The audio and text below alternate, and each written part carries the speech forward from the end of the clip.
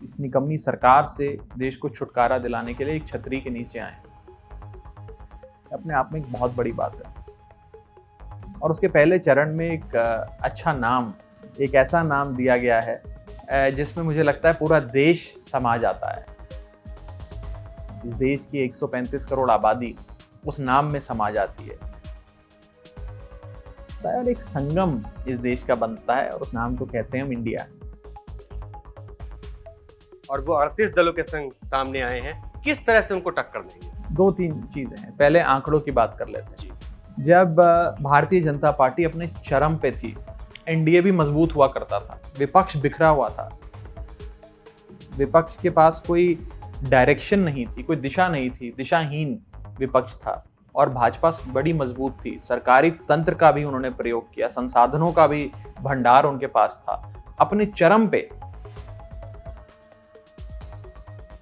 50% vote आना तो असंभव, एक विषय। दूसरा, ये तो वही बीजेपी है और वही प्रधानमंत्री जी हैं जो कहा करते थे एक अकेला सब पर भारी। आज उस एक अकेले को ऐसे 38 राजनीतिक दलों की जरूरत पड़ गई, जिन 38 में से 24 राजनीतिक दल ऐसे हैं जिनका एक भी सांसद नहीं है। वो इतनी मजबूत और शक्तिशाली थी कि कोई सपने में भी नहीं सोच सकता था कि वो कभी सत्ता से बाहर आएंगे। लेकिन उस समय की मांग थी, जनता की ये मांग थी, लोगों की आवाज थी कि इंदिरा हटाओ, देश बचाओ। नमस्कार, मैं हूं आशुतोष त्रिपाठी और नवोदय टाइम्स पंजाब केसरी में आपका स्वागत है। देश में 24 में जो चुनाव होने वाले हैं, उनको देखते हुए सरगर्मियां बहुत तेज हो गई हैं। विशेषकर विपक्षी दलों ने एक नया संगठन तैयार किया है जिसका नाम इंडिया रखा गया है। यह इंडिया किस तरीके से एनडीए को अगले चुनाव में हराएगा या फिर किस तरीके से रणनीति पे आगे गाड़ी बढ़ेगी, इन्हीं सब विषयों पे बात करने के लिए आज हमारे साथ हैं आम आदमी पार्टी के राज्यसभा सांसद राघव चड्ढा जी। राघव चड्ढा जी, बहुत बहुत स्वागत है आपका। Thank you. राघव जी, जैसा कि आप खुद मीटिंग में शामिल रहे हैं और इंडिया की जो मीटिंग हुई है उसमें शुद्ध रूप से 24 के चुनाव को देखते हुए रणनीति तैयार की जा रही है, क्या लगता है आपको इंडिया जो नाम दिया गया है इसका कितना प्रभाव पड़ेगा? देखिए, एक बहुत अच्छी शुरुआत हुई है और तमाम राजनीतिक दल जनता के आह्वान पे, जनता की मांग, जनता की ज़रूरत और जनता की इच्छाओं को समझते हुए महंगाई से, बेरोजगारी से, एक निकम्मी सरकार से देश को छुटकारा दिलाने के लिए एक छतरी के नीचे आए, अपने आप में एक बहुत बड़ी बात है।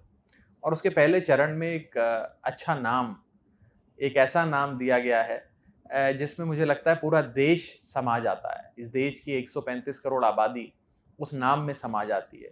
हर धर्म, हर जात, हर प्रांत, हर व्यवसाय से ताल्लुक़ रखने वाला, हर भाषा बोलने वाला शख्स, हर वित्तीय वर्ग से आने वाला शख्स इस नाम के भीतर आ जाता है और एक संगम इस देश का बनता है और उस नाम को कहते हैं हम India, Indian national developmental inclusive alliance.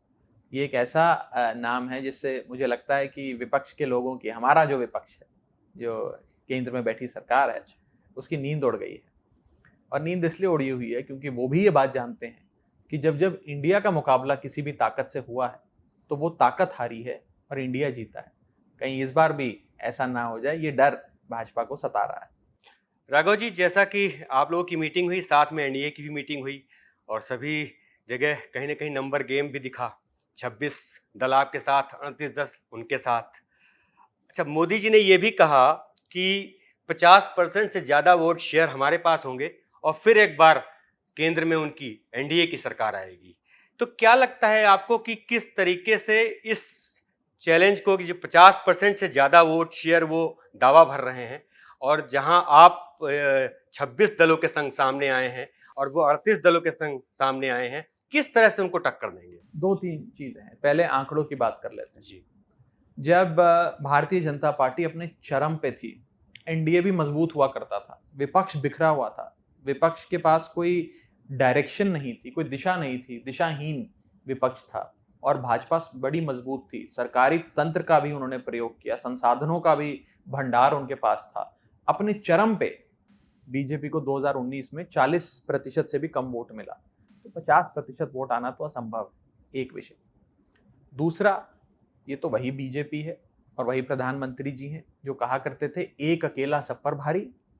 आज उस एक अकेले को ऐसे 38 राजनीतिक दलों की जरूरत पड़ गई, जिन 38 में से 24 राजनीतिक दल ऐसे हैं जिनका एक भी सांसद नहीं है। मात्र 3 राजनीतिक दल उस 38 के गठबंधन में ऐसे हैं कि जिनके पास 5 से ज्यादा सांसद हैं। तो ये क्या गठबंधन?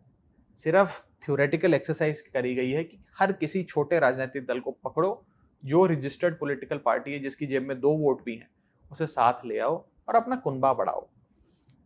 एक समय था जब भाजपा मजबूत हुआ करती थी और अपने उस मजबूती के दौर में बीजेपी का रवैया कुछ इस प्रकार का था कि एनडीए के भीतर अगर कोई एक राजनीतिक दल हल्की सी भी अपनी मांग रखता था तो उस राजनीतिक दल को लात मार के एनडीए से निकाल दिया जाता था।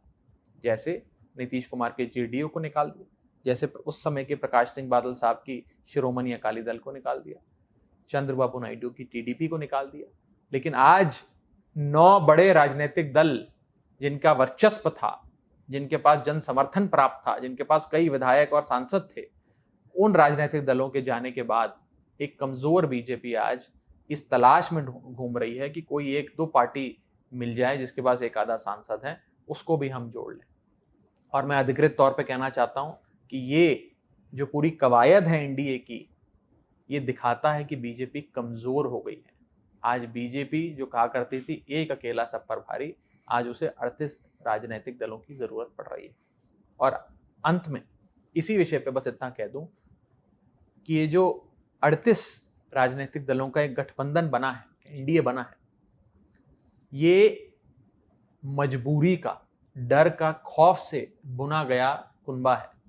अगर ईडी आप हटा दीजिए, अगर इन्फोर्समेंट डायरेक्टरेट हटा दीजिए, तो मुझे लगता है कि इस 38 में से 35-36 राजनीतिक दल एनडीए को छोड़ देंगे। तो ईडी के डर से बना गठबंधन क्या दिशा देगा इस देश को? नाम बहुत आकर्षक है इंडिया, और इसकी चर्चा भी खूब हो रही है, लेकिन क्या वास्तव में इंडिया जैसी भावना को लेकर यह गठबंधन आगे चल पाएगा? और इसमें आम आदमी पार्टी की वास्तव में स्थिति कहां देख पाते हैं? देखिए, इस देश को कई बड़े रोग लगे हुए हैं, जिसमें सबसे बड़ा मैं मानता हूं महंगाई है और दूसरा बड़ा बेरोजगारी। इस इंडिया नाम का जो एक ग्रुप बना है, इसमें आपसी मतभेद, आपसी मनभेद और व्यक्तिगत महत्वाकांक्षा, 3Ms, मतभेद, मनभेद और महत्वाकांक्षा, ये 3 म से शुरू होने वाले शब्दों को दरकिनार कर देश के लिए तमाम नेता साथ आए हैं, और साथ आए हैं तो नतीजा अच्छा ही होगा। ये कुनबा मुझे लगता है बहुत जल्द एक ब्लूप्रिंट आपके सामने रखेगा कि देश को इन बड़ी बीमारियों से कैसे बचाना है, देश को कैसे आगे बढ़ाना है, और देश की बात करेगा, व्यक्ति विशेष की बात नहीं करेगा। और उसमें कहीं ना कहीं मुझे लगता है एक नई दिशा आएगी जिससे देश आगे बढ़ेगा। राघव जी, एक बात और सामने आ रही है कि कल तक जो एक दूसरे को भला बुरा कहते थे, आरोप लगाते थे, विशेषकर आपको भी लेके यह कहा जा रहा है, आज उनके साथ खड़े हैं। तो कहीं ना कहीं एक मैसेज तो जनता में जा रहा है कि कल तक तो आरोप लगाते थे, आज साथ में खड़े हो गए हैं। इस पर क्या कहेंगे आप? देखिए, मैं आपको ले चलूंगा 70 के दशक में। जी, 70 के दशक में जब एक बड़ी ही लोकप्रिय सरकार, एक समय की एक इतनी लोकप्रिय सरकार या इतनी शक्तिशाली सरकार मैं कहूं हुआ करती थी, जिसे कहा जाता था कि कभी भी वो सत्ता के बाहर नहीं हो सकती, इंदिरा गांधी जी की कांग्रेस पार्टी की सरकार। वो इतनी मजबूत और शक्तिशाली थी कि कोई सपने में भी नहीं सोच सकता था कि वो कभी सत्ता से बाहर आएंगे।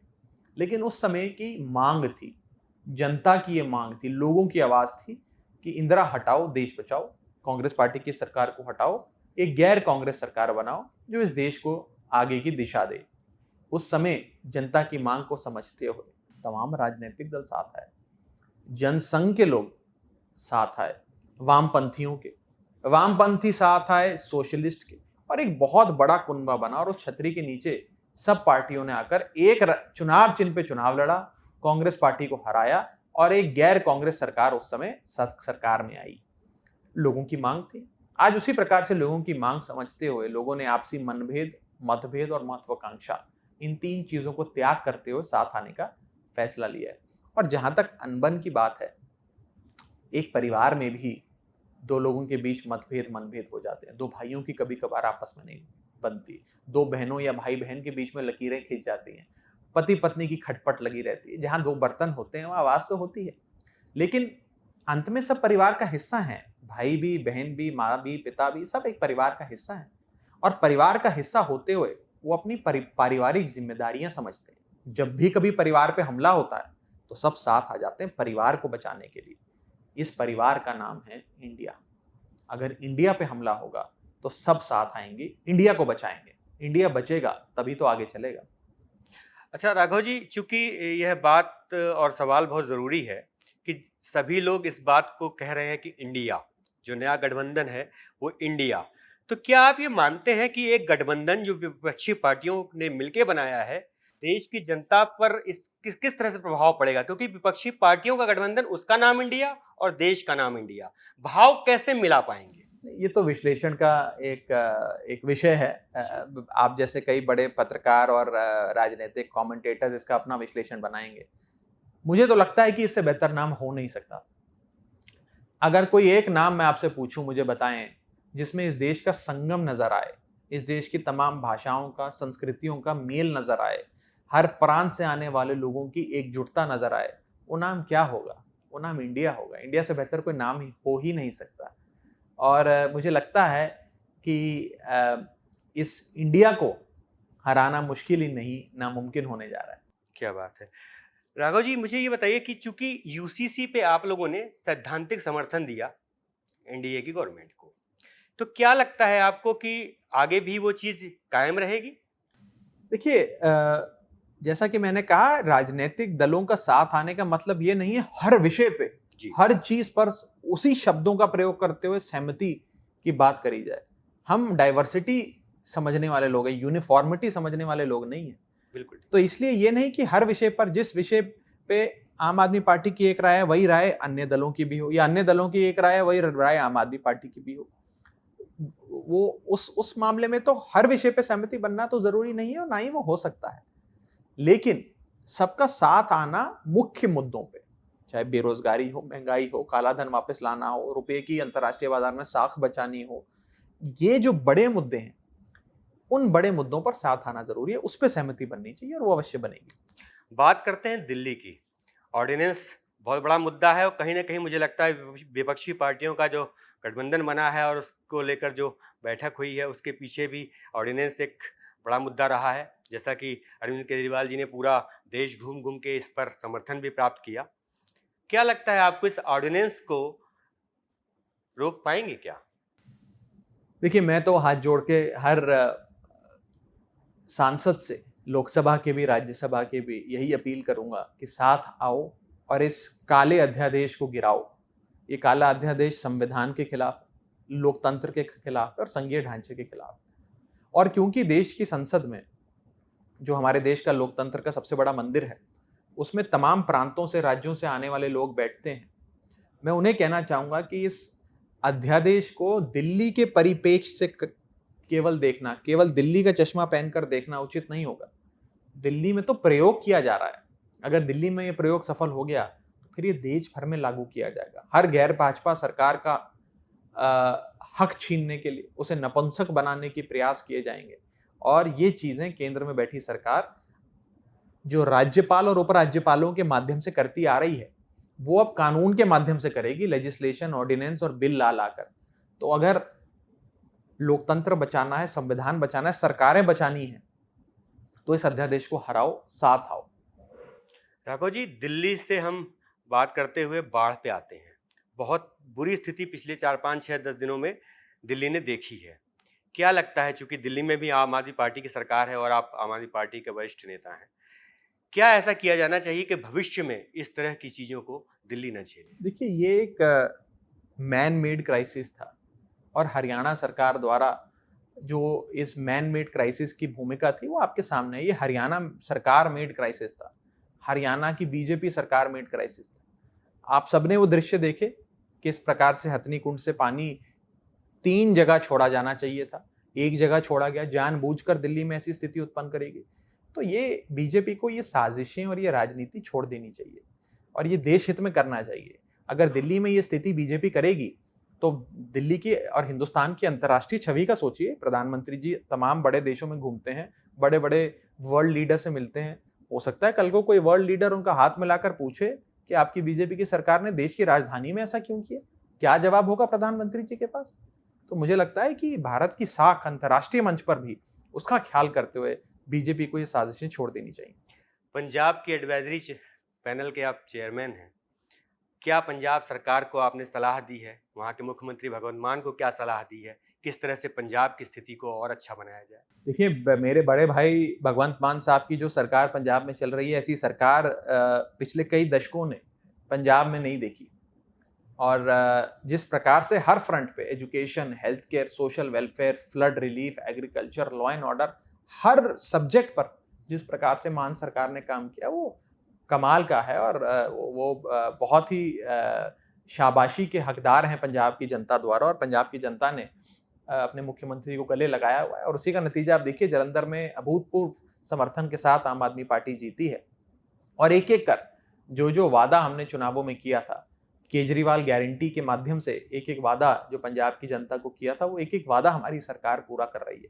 और मेरी जो भी छोटी भूमिका मेरे मुख्यमंत्री लगाते हैं, जो मेरी ड्यूटी लगाते हैं, उसे मैं पूरा करने में लगा रहता हूँ। चूँकि आप वहीं से राज्यसभा सांसद भी हैं, वहाँ पर अपराध खास करके जो गैंग्स हैं उनका काफ़ी उनकी खबरें आती रहती हैं, साथ में जो नशे का भी वहाँ पे एक कारोबार चलता रहा है, उसको लेकर क्या लगता है कि सरकार आने के बाद चीज़ें बदली हैं? बहुत बदली हैं। और आप फील्ड पर जाएं, लोगों से पूछें तो वो आपको ये बात बताएंगे। पहले सिर्फ गैंग्स की खबरें सुनते थे, ये फिरौती ले ली, इस गैंग ने इसको मार दिया, ये हो गया, वो हो गया। जब से हमारी सरकार आई है, इन गैंग्स पे लगाम लगी है, गैंग्स खत्म किए गए हैं, अपराधियों को जेल के पीछे डाला गया है। और उसका सबसे बड़ा मकसद ये है, उसका सबसे बड़ा कारण ये है कि हमारी किसी गैंग से सेटिंग नहीं है, कोई गैंग हमारा नहीं है। ये गैंग कहाँ से आए? ये गैंग कोई अरविंद केजरीवाल, भगवंत मान या राघव चड्ढा तो अपने साथ पंजाब में लाए नहीं। ये गैंग पुरानी सरकारों की देन है। किसी को शिरोमणि अकाली दल की रक्षा छतरी मिली हुई थी, तो किसी को कांग्रेस का हाथ मिला हुआ था, या पुरानी सरकारों के जो पुराने नेता थे उनके चलते ये सब प्रकरण पंजाब में चल रहे थे। आज जब से एक ईमानदार सरकार आई, एक ईमानदार मुख्यमंत्री की सरकार आई, इन सारी चीज़ों पे लगाम लग गया।